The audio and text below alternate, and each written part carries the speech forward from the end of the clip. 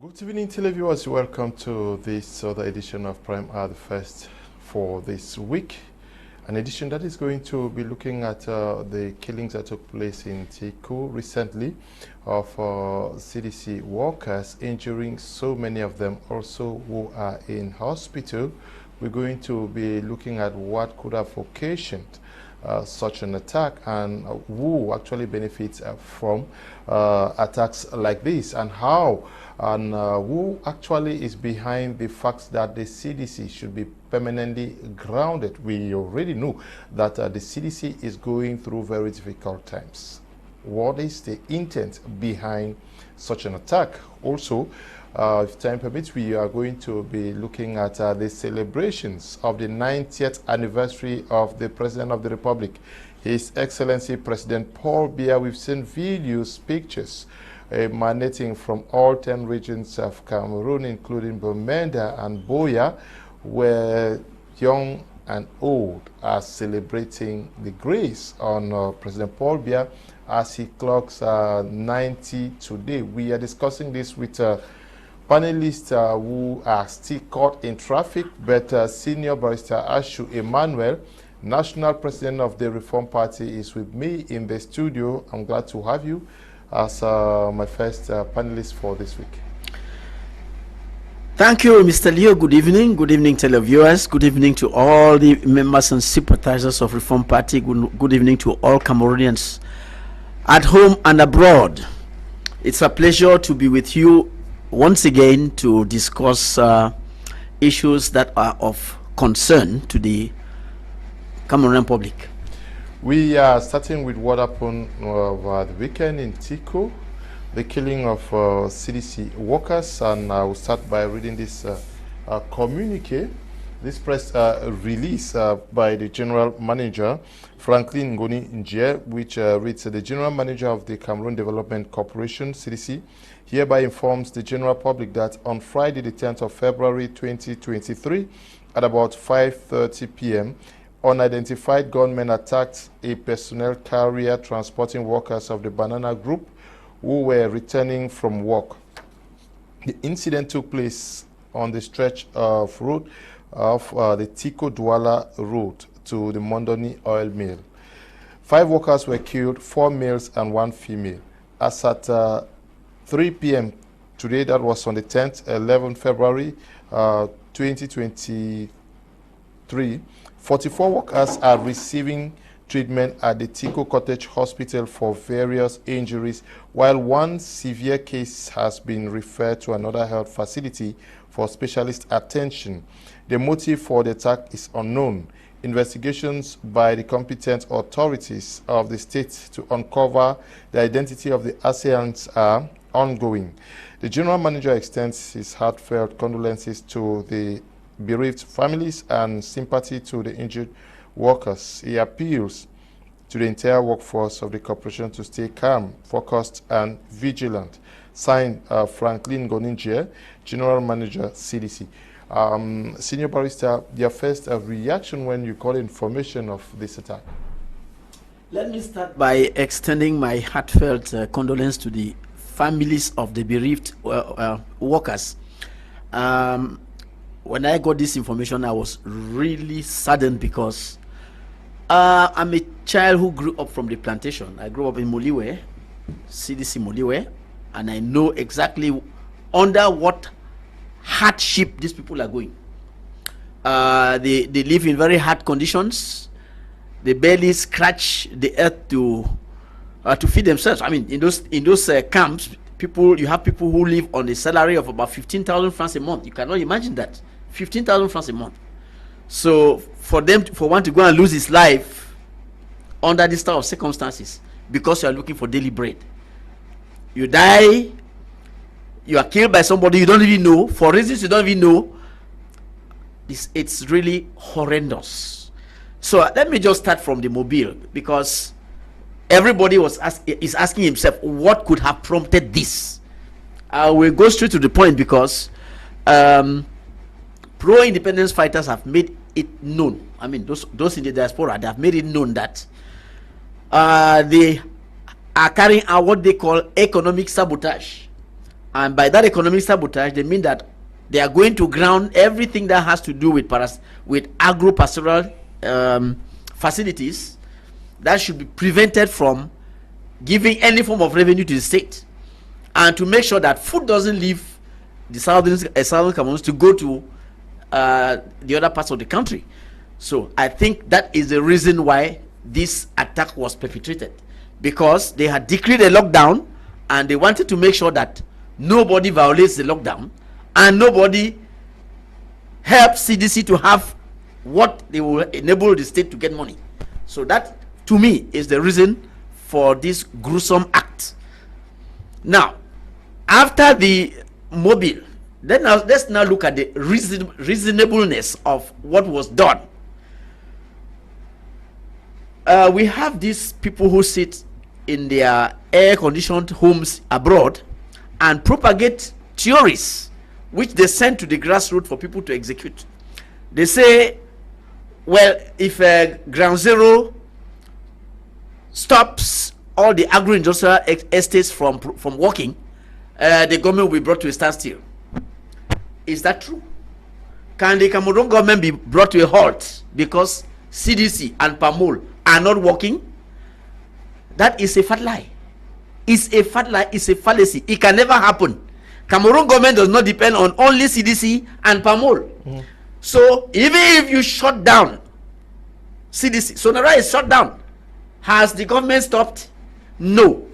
If you shut down CDC and PAMOL, what are you going to get from that? The CDC apart from CDC and PAMOL, they have not been functioning. Apart from hardship for our people, because these two corporations, CDC was the greatest employer after the state. Look at where they have kept CDC. Today, all of us are suffering. All the homes are suffering because of palm oil shortage. Mondoni oil mill used to be the biggest oil refining mill in Africa. It cannot function because of this campaign. That has brought about shortage in palm oil production. As I was saying, it is our people who suffer. Should we continue to cry that our sister republic caused the closure of most of our own industrial estates that came out of independence? Santasti Estate, West Cameroon Development Agency, and all the, you can name them. Tico Steel.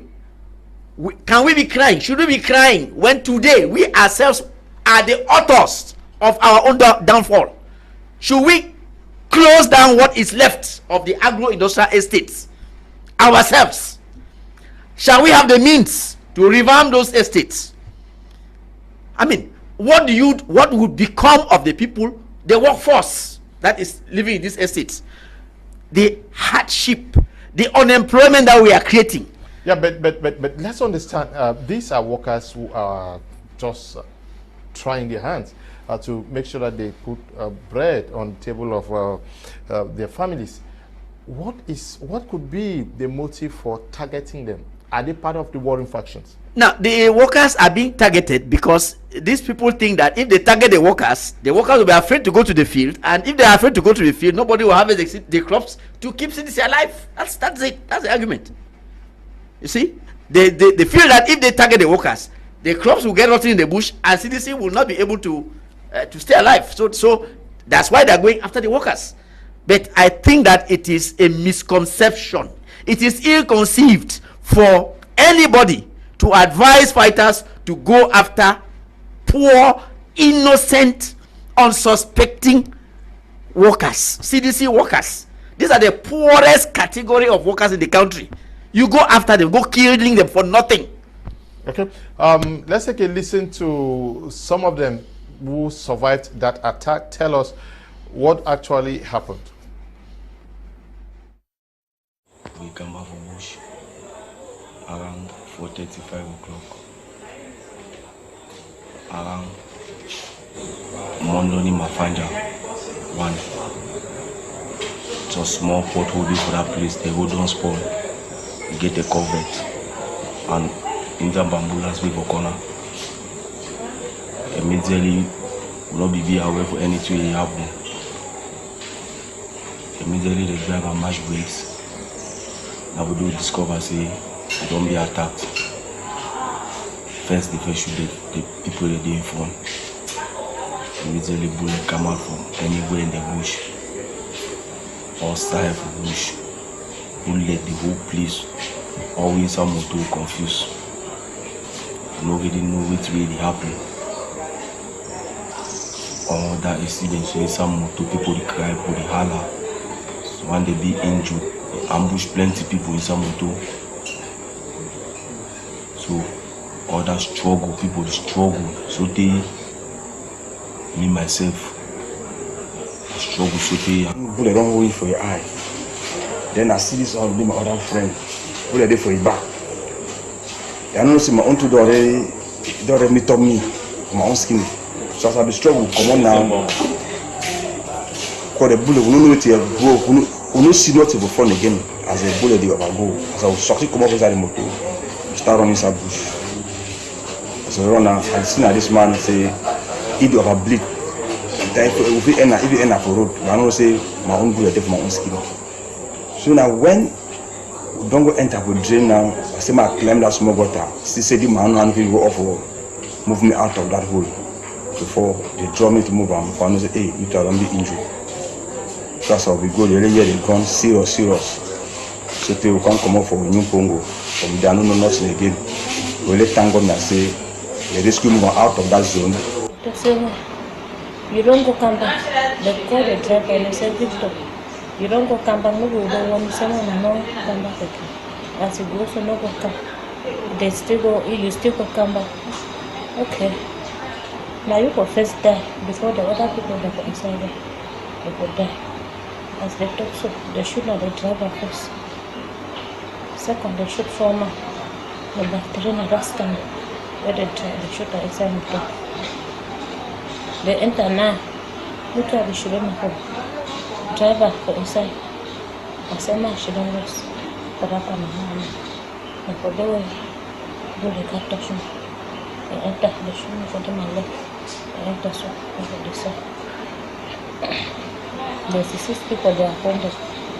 So when I get any money offer, they take funded. So one they be very nice. So one they be empty. They may be very nice. And they finish now. They shoot almost 1 hour. When they finish now, they come over there. They say, okay, we don't finish our work. When I bring down a producer, I said, they never want this. We don't finish when I call people, then when I wait, when I never done, when I'm lucky. When I call another people, they need to carry when I go to hospital. They talk so they say, we don't go bye-bye. They come over there. They tell you there are many. I know still them. I still know only 2 the way they be double. They be double as they can't enter, so they take from them. Still not 2. Where the washes of the woman. So all down, so they don't shoot up. That 2 the way they climb from the top. Now the rest and the rest of the go down and you see it. They be just now how? They be just normal clothes also. That one they do wear normal clothes also. Okay. All the way I saw. Okay, thank you. Yes, Senior Barrister, we're already discussing about this. Very difficult to comprehend why these poor persons, how would you want these persons to survive if they should not go to the bush? This is really terrible because, you see, when I look at the reasons advanced by the pro-independence fighters, they say they want to protect the population. Now, if you now, who claim to protect the population, are shooting and killing this very population, then what are you doing? If you say the reason why you've taken up arms is to protect the population, then why are you killing them? You kill people in cold blood. They're not armed. Maybe to pass a message. What message? Do you pass messages other than by radio, television, or social network? I mean, it does not make any sense for somebody to kill his own blood. Why do you drink your brother's blood? Why? I mean, there's no reason that can be advanced for this gruesome massacre. There's no reason. I want all those people in diaspora who are putting in place this type of horrendous practices to stop it. I mean, you cannot claim to be acting on behalf of the people and you are killing the very people. It's not possible. This is unacceptable. As a politician from Southern Cameroon, I say no to this, and I call on these people in diaspora, please, if you want any iota of respect to be given to you, stop killing your people. Because if you don't stop killing your people, I mean, you are defeating the purpose of whatever thing you are doing. This is nonsense.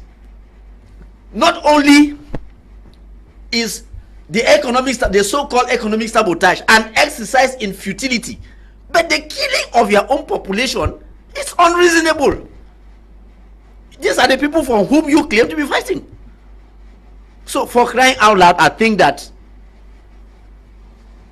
the state ought to accompany these workers with soldiers. We're going to be looking at the security aspects of this. Mr. Shuneh, you just joined us also. You are a militant of the CPDM party. I will start by getting a first reaction to the news that we got from Tico. This press release says 5 persons were killed, 42 others were injured, 1 severely. Yes, your reaction to that? Yes, Mr. Lowe, it's unfortunate that I'm just popping in. I would have sought your humble opinion for us to give a minute of silence against these innocent Cameroonians. It's a gruesome act of barbarism committed by Anglophones on Anglophones. As a matter of fact, this grotesque campaign is perpetrated by Anglophones in the diaspora. If you remember so very well, the perpetrators, we know them all. They came out on social media some 2 years ago when they started killing CDC workers, and they were asking for long sleeve and short sleeve. I hope we understand long sleeve and short sleeve. But whether they are the same people or not, Maitre Ashu, they have inspired others into the same act. And it is really remorseful to know that Cameroonians are killing Cameroonians. Anglophones are killing Anglophones in the name of defending the interest of Anglophones. It is really, as a matter of fact, a characteristic of a failed war. These people have failed. It's the last kick of a dying horse. They are struggling to make themselves being heard, but we understand that the war has failed. But they should better surrender rather than killing innocent Cameroonians for no good reason. It is really remorseful. It was a black Saturday for the Anglophone community. It was a black Saturday for all Cameroonians, and I think never again should this ever happen. And I think stringent measures are supposed to be taken to make sure that the perpetrators of this act are brought to book. Yes, but some persons are writing, Mr. Liu, ask them, why would these guys be targeted? You have explained that already, that the essence is economic sabotage. Yes, but we have been in this for 5-6 years. Has that actually helped in any way? And that's what I was saying. You see, it is an ill-conceived program. Because if you say by carrying out economic sabotage, you are going to bring the state to its knees, you have failed. Because Sonara is down, the state is alive. They are importing petrol. CDC and Pamo, if they go down, the state cannot stop. The state has many other avenues of getting money. So it is needless to embark on this type of nonsense. Then the economic sabotage. Who is the loser? The loser is the common man, the poor villagers, the poor workers, who depend on this agroeconomic activity for a living. If they don't work, they'll have no salary. If they don't have no salary, they cannot even put food on the table. That is the trouble. Then on top of everything, you can kill them. All that in the name of defending them. How? How can you defend somebody by killing him? This is not possible. You see, that's why I say that the people who conceive, conceive and execute this type of hideous criminal policies should stop. They should have a change of heart, because you cannot be claiming to work for a people and then you now are the person killing the very people you want to protect. It is not possible. Now, it is not acceptable under the sun. Yeah, but you claim it's not working, but it's been there for more than 6 years. Are you sure if it's not working, why let me give an example. Yeah. I want to give an example. Last week, I saw 3 lorries that were burnt. They were full of vegetable going to Yaoundé. They were all burnt to ashes. And they were, before they burned them, they showed us pictures of the various addresses. Mr. This Yaoundé. And the man who was taking the picture said, this is proof that this food was intended to go and feed Yaoundé. I don't know how the whole of Yaoundé will be fed by 2 or 3 trucks of vegetable. You see, now they burnt this vegetable, destroyed it, and forgot that the people who were selling this vegetable were relying on it to receive income in return. By burning this food, you have deprived those people of their hard-earned income. All the work they have done has gone into the drain. Because Yaoundé didn't receive, and they will not send any money. Yaoundé receive nothing, and their people too will receive nothing. Nothing. So how does that help you? How does that help your fight? Because your people will go hungry without ghost town. This is hunger imposed without ghost town.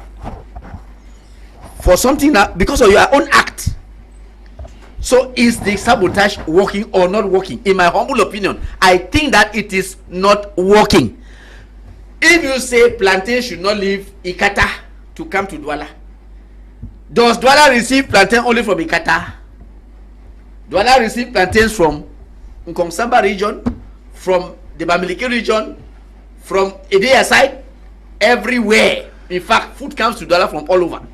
So you are only preventing the people from Ekata from getting monies for their produce, which is unreasonable. You are depriving your own people of revenue. These people are not involved in your fight. Why should they be a military target when they are not involved in your fight? That is my point. They are not involved in your fight. There is no farmer who has ever taken a cutlass to cut an amber fighter. Now, let's look at the effects on the CDC. Who actually wants a CDC permanently grounded? The government or these activities that are ongoing now? How can the government want CDC to close? CDC is the second highest employer in this country after the government. As I said earlier, it is a senseless war perpetrated by academic and intellectual buffoons who don't understand the strategy and stratagem of warfare. The government cannot want the CDC not to function. They are these senseless cacophones who call themselves amber fighters, who cannot determine between their right and their left, who think that by stopping CDC from functioning, they are going to achieve a senseless aim of grounding the government economically. It is not possible. CDC is there for the people. They employ but Cameroonians, and they are helping Cameroonians. They are helping to build the economy of the people. When they want now CDC to stop its operations, it is at their own detriment, because the government has other arms and the government will always continue to function. How many people are employed in the CDC? Over 70% of all the clerical workers in the CDC are Anglophones. By the time you want CDC to stop, and then you say you are defending Anglophones, how do you expect them to have their daily bread? It is really a senseless war. I say it is an outburst of primitive, savage, and intellectual buffoonery from Anglophones beyond measure. I've never seen dullness at this level. We have to call a spade a spade. Mr. Lowe, it is unbelievable that you want CDC, on which your people depend, to close. At the same time, you make senseless arguments that the government shut down Yoke. The government has shut down corporations in the Anglophone regions. Then you are trying to shut down the CDC. What sense can we make from this senseless argument? I'm just stupefied. I'm flabbergasted, Mr. Liu. As a matter of fact, you begin to ask yourself, you are ashamed to tell the world that you are an Anglophone when you see your brothers behaving with this high magnitude of dullness. Okay. Now, let me take this one. I'll take this press release from Barrister Ewane out there in Biya. Press release: the assassination of workers of the Cameroon Development Corporation (CDC) in Tico subdivision on Friday, the 10th of February, 2023. We are sad to see pictures of 6 CDC workers murdered at Mondoni Banana Estate circulating on various social media platforms. We could not believe that this was in Cameroon and Fako division in particular, that human beings were killed in this gruesome manner. Our findings from eyewitnesses and other credible sources suggest that this heinous act was perpetrated by separatist fighters. The fighters had imposed a ghost town in the 2 crisis regions to frustrate the celebration of the 57th edition of the National Youth Day. The victims are innocent citizens who were simply looking for their daily bread, with little or no connection with the ongoing armed conflict. Why do separatists take pleasure in shedding innocent blood? The right to life is so sacrosanct that it should not be violated by any person. We condemn in strongest terms the assassination of these innocent citizens, and we call on the state of Cameroon and other interested international organizations to open investigations so that the perpetrators can be ascertained and brought to book. We also call on the warring parties to take advantage of the Canadian-initiated dialogue so that this conflict can be brought to an end. We wish to extend our condolences to the bereaved families. We shall, in the days ahead, provide material support to those who are still in hospital. In Tico, out there, from Barrister Ewane, writing from Biya. But let's go to the Tico where the CDC General Manager went visiting today. Let's take a look at the patients in the survivors who are in the ward there, and also take a listen to the GM of CDC.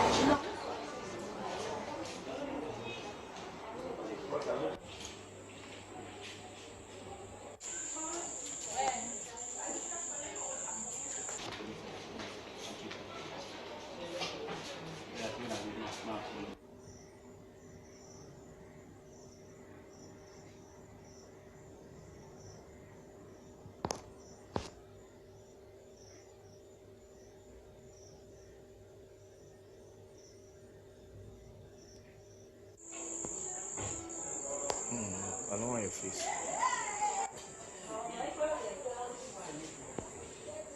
Run close up around that 5 o'clock. Accept as a reality 1st of February. It is more difficult to associate any possible, any ransom to happen on the profit.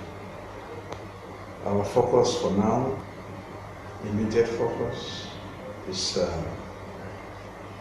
heavy sympathy for which we have for the bereaved families, because it is really, really pathetic that 4 men and women leave here in the morning to go and fend themselves and for their families. At the end of the day, the families can only receive the corpses of ones. It's a trauma. It's beyond imagination. So we just say we have sympathy for these families. It is only Almighty God who can grant us the comfort that they need to deal with such a tragedy. We also have, on the other hand, 40-something workers who are in the hospital, in this hospital facility, who we have to care for. There are some 2 or 3 cases that are relatively, and our orient is to get the best possible medical care we can find to facilitate their recovery. Those are preoccupations for now in the immediate. And then in the mid-term, in the long-term, preoccupation is our work. Because fact, these persons were aggressed when they were coming from work. And then in the mid-term, in the long-term, preoccupation is our work. Because fact, these persons were aggressed when they were coming from work. Fact is, the work that we do is mainly to earn a living for ourselves, for our families. And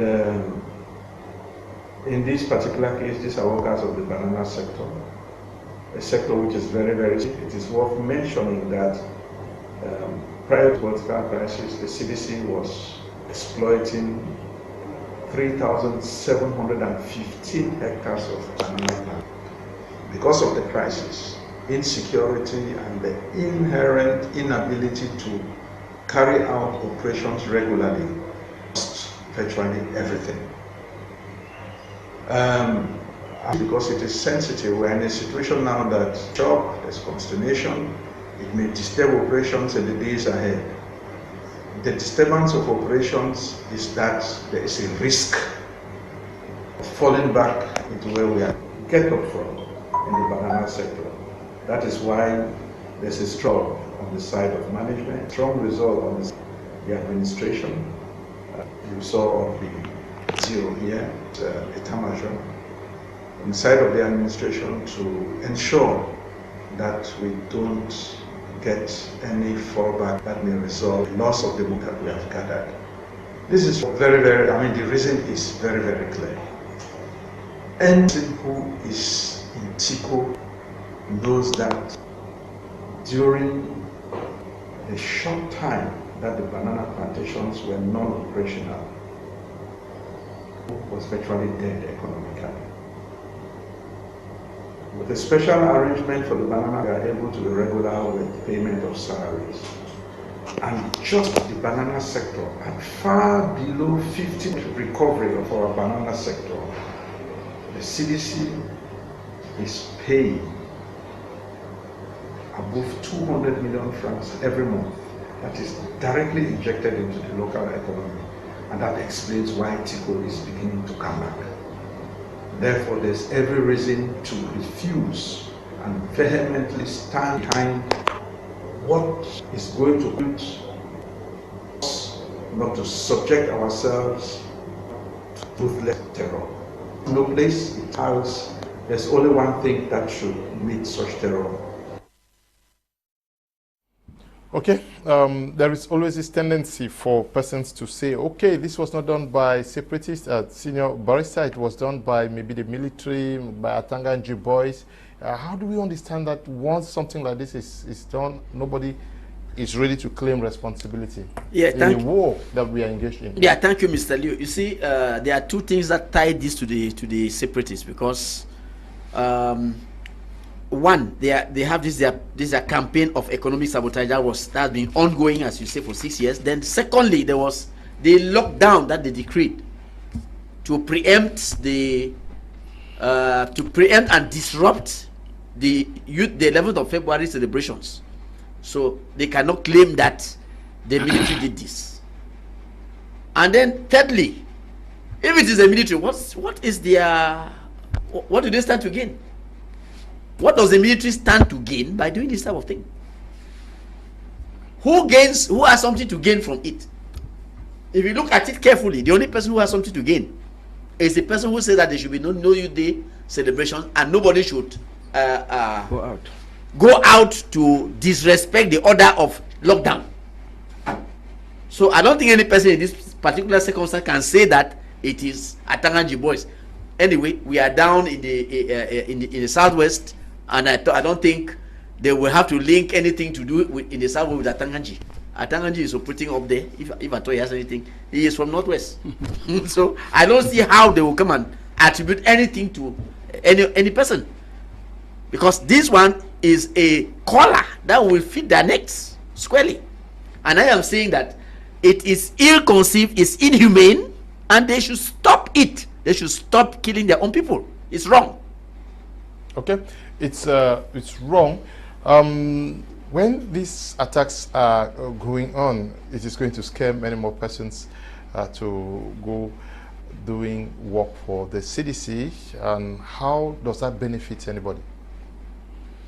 You know, Mr. Leo, the intention of these sycophants who call themselves secessionist fighters, their intention is to create panic and fear amongst the population, so that their senseless decisions that they make should be able to go through. But I stand here to condemn in strong terms this grotesque campaign of barbarism against the Anglophone people by Anglophones, terrorism on the Anglophone people by Anglophones themselves. And I think that this gruesome act of murder in cold blood that they orchestrated, it will spark more arrests in the US, in Europe, and why not the UK? Because we know where they are based. We know the perpetrators of these acts are all based there. They fund and manipulate these young guys back home to do what they are doing.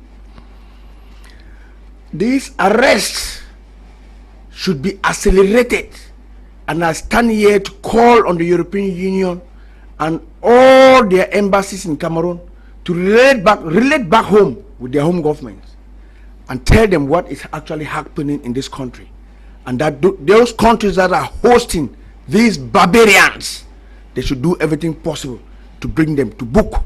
Because if the wire line is cut between these commandators who are in Europe and these boys on the ground, I think this crisis is going to come to an end. Yeah. Should the blame be placed on the guys in the diaspora? Senior Barrister, you Well, think so? I want to take exception to that, because we cannot blame everybody. We know that there are so many groups in the diaspora. I think we should narrow it down to the people who are operating around that area, because you cannot blame everybody. We know there are so many groups. If somebody's group is operating in Mamenda, you know, go and lay that out, blame on him. Yeah, but when he has no person. We saw Capo Daniel actually saying that their boys congratulating the act that our boys have done it. Yeah. If Capo claims responsibility, then put the cap on Capo's head. Put it on his head if he has claimed responsibility. And that is the type of person I want to say, Mr. Capo, this is wrong. You don't kill your people. You don't kill your own people. Who are you protecting? What is your interest? No, if you can identify the author, then we will put the cap on his head. But Capo has taken responsibility. He appreciated the work of the boys on the ground. His video is trending on social media, mate. I am not an advocate of social media, please. Mr. Leo, you see, coming back to that, last time we left here,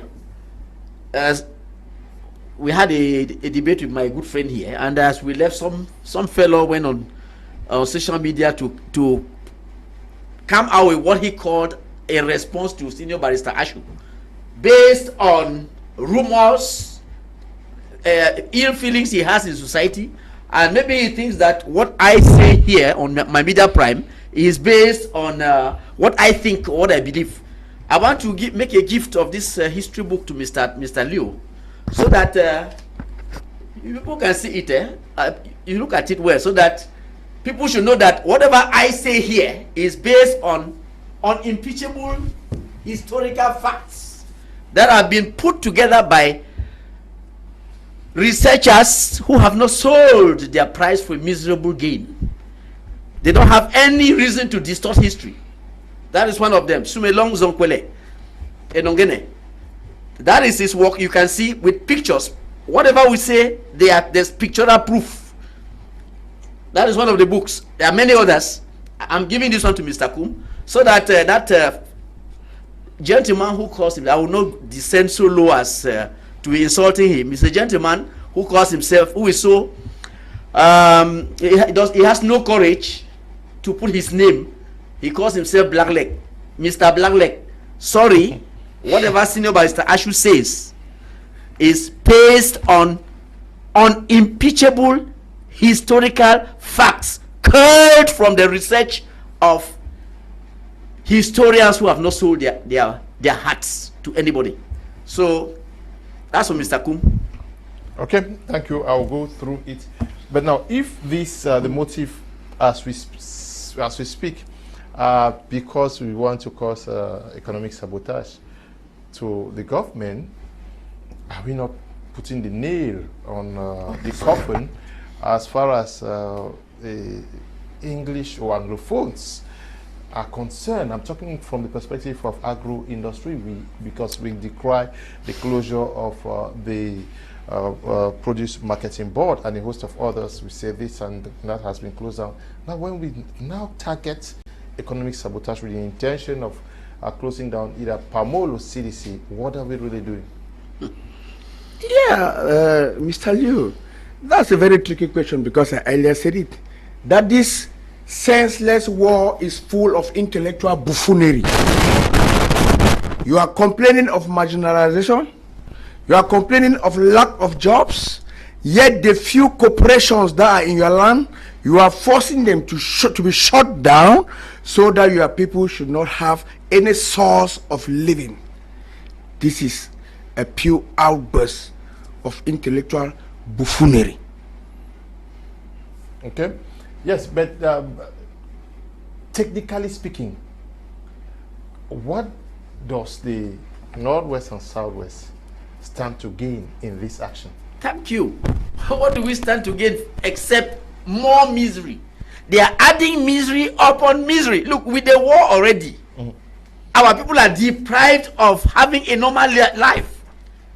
People cannot move around freely to carry out their daily activities. Even if you go to farm and get their produce, it's not easy to sell. Now they bring this one, that economic stuff. I mean, they are multiplying the misery of our people by 5. Look at, I saw somewhere they said people who produce cocoa should sell it to Nigeria. What of unreasonableness? They should sell cocoa to Nigeria.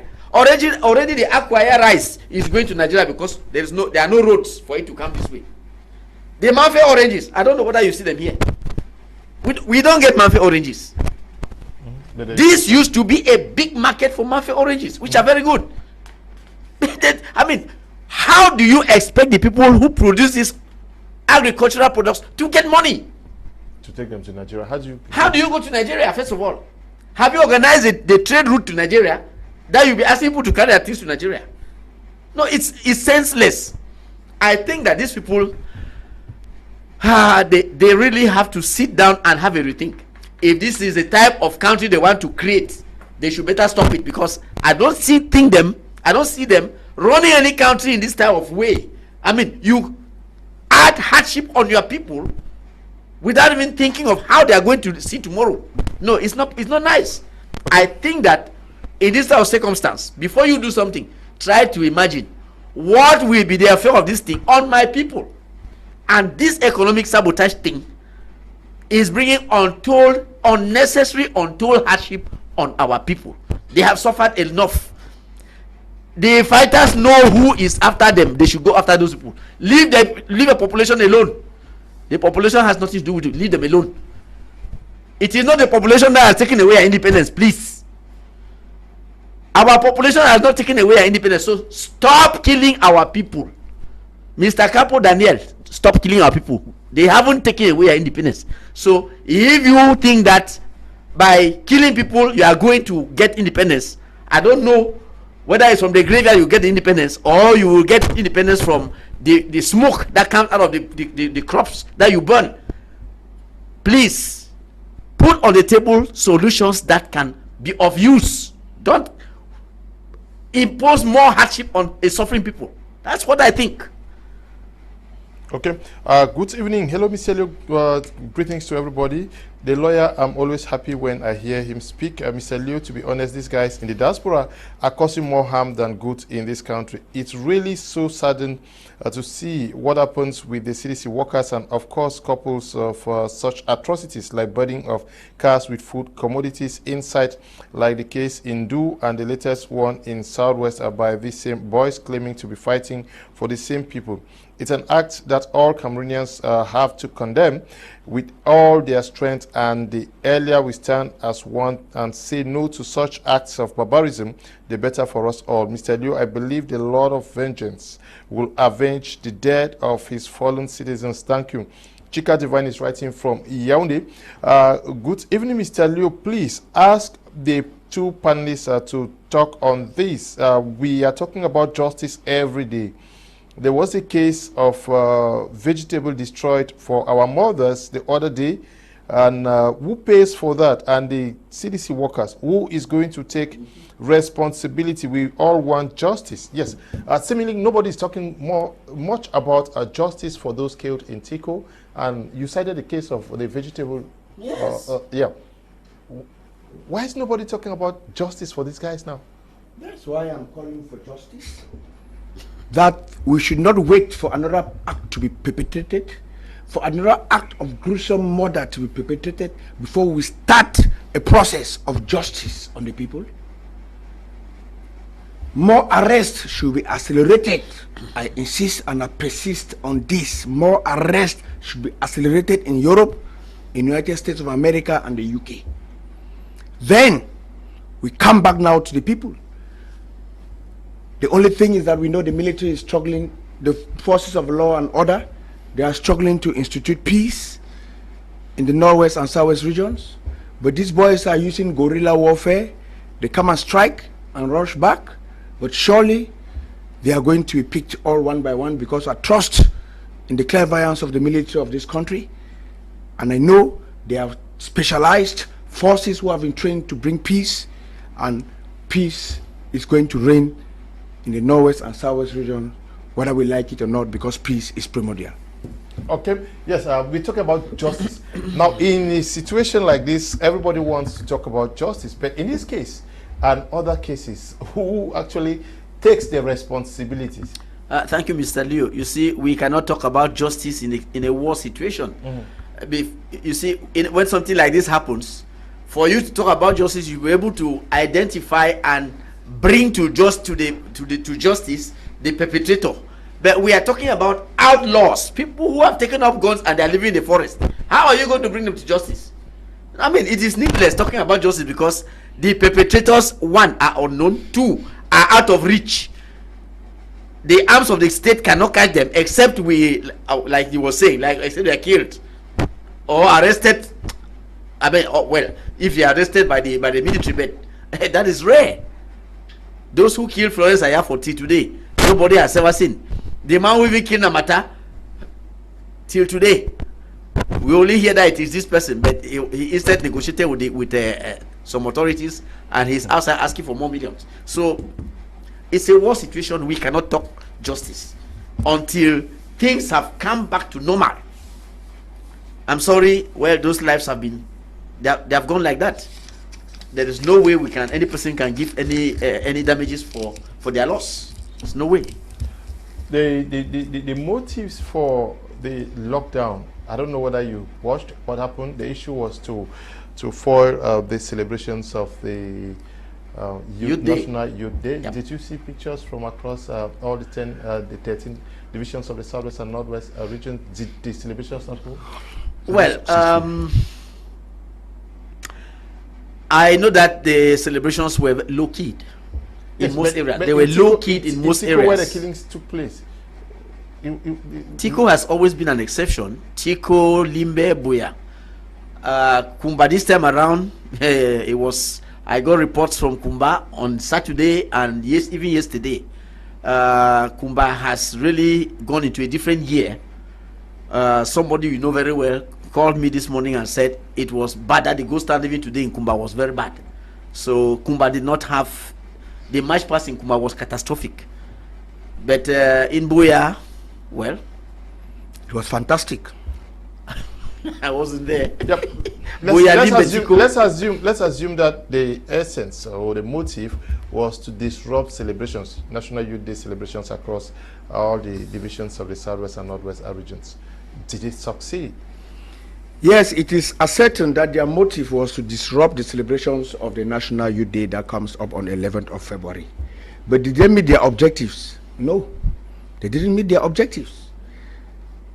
I think that we saw flamboyant celebrations all around the divisions and subdivisions in the Southwest and Northwest regions.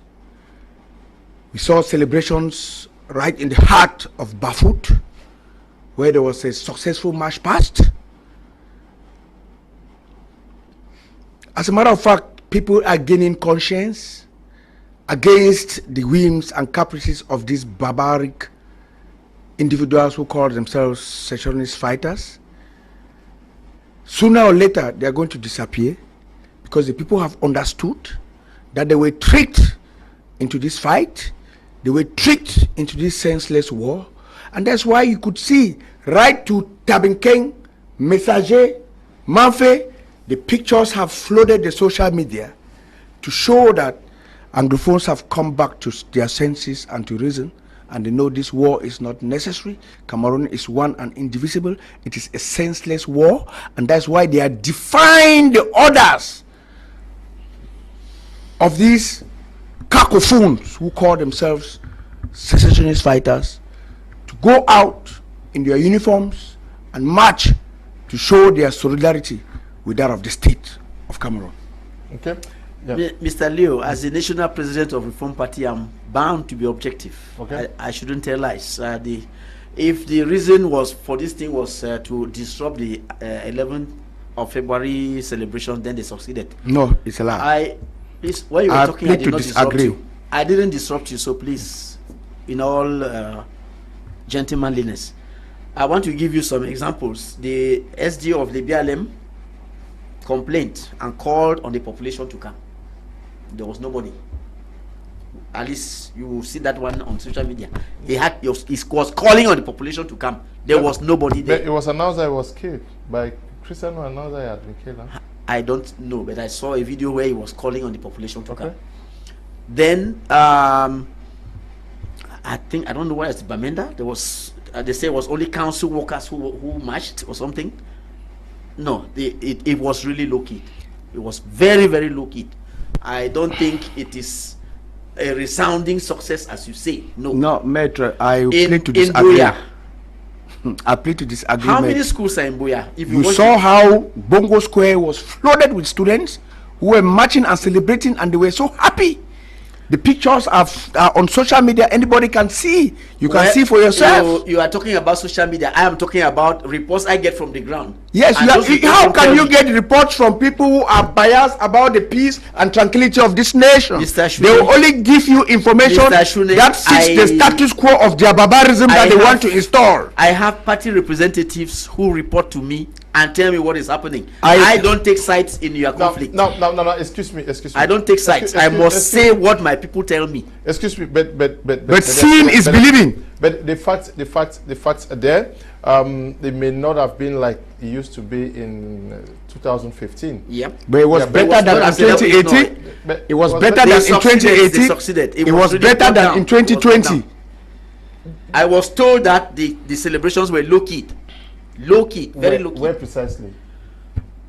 The only place. No, where precisely? You have representatives on the ground. Where did your representatives send you this report? The questions here, please, Mr. Shuneh. The only places where you had a semblance of celebration was Tico, Limbe, Biya. This Kumba, they say it was very low key. There's one of them, I cannot mention his name here, who said it was shameful that the entire march past took 10 minutes in Kumba. Kumba. Yeah, but even today was bad. But after this, I'll share videos from interior parts of Meme division where he was.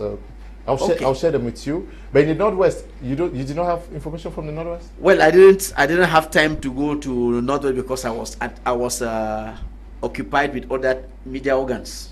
I was on air. Did it also take place in Manfe? I said I was on air. I didn't have time to consult everybody. Okay. Yep. Okay. So for you, it was to some extent they succeeded yes, they did. in keeping people. You say it was